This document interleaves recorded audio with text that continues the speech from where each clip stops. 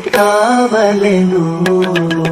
నరకమున బడు వారిని చూచి పరిశుద్ధాత్మ విలపించున్.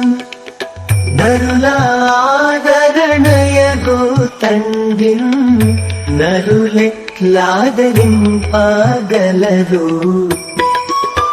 మనోవిచారము కూడదు నీకు, మహిమా తలంపులే కావలెను.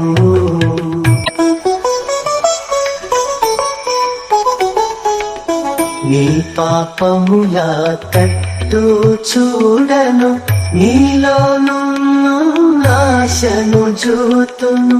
పాప క్షమాపణ కొరకై వేడుము, నా పరిశుద్ధత వైపే చూడుము.